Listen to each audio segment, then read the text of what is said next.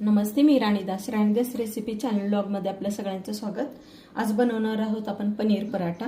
आणि हे पनीर घेतलं आहे मी पाव किलो आणि पनीर आता खिसून घेऊया। पनीर झालं आहे आपलं खिसून। आता आपण ह्यामध्ये टाकूया टोमॅटो।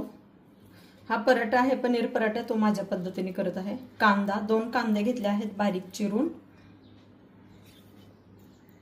थोडीशी हळद, लाल मिरची पावडर तुम्हाला आवडेल तशी कमी जास्त करू शकते।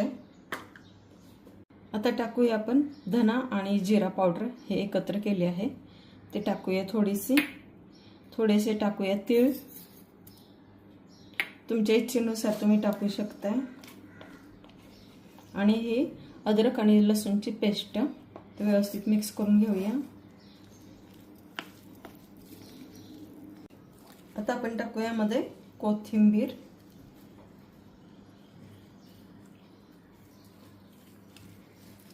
आता टाकू यामध्ये आपण हे गव्हाचं पीठ टाकत आहे, चाळून घेतलेलं आहे, मिक्स करू। आता ह्यामध्ये पाणी ओतून घेऊ। आता आपण चवीनुसार मीठ टाकून घेऊया, मिक्स करू। तवा गरम झालेला आहे, मी तूप टाकून घेत आहे। तुम्ही तेल किंवा तूप तुम्हाला जे आवडेल ते टाकू शकता। आता आपण ह्याच्यावरती पराठा करून घेऊया। याचं व्यवस्थित मस्त पसरवायचं।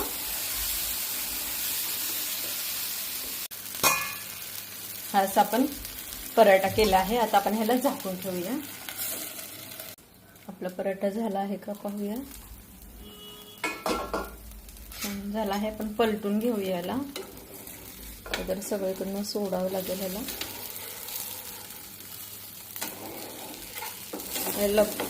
हे पनीर जरा पातळ असतं ना, पाणी असतं त्याच्यामध्ये।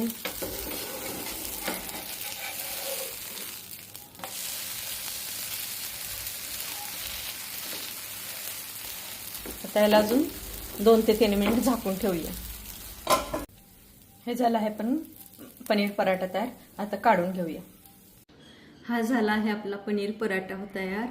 हा व्हिडिओ आवडल्यास लाईक करा, शेअर करा, सबस्क्राईब करा। भेटू पुढच्या रेसिपीमध्ये, पुढच्या ब्लॉगमध्ये। धन्यवाद।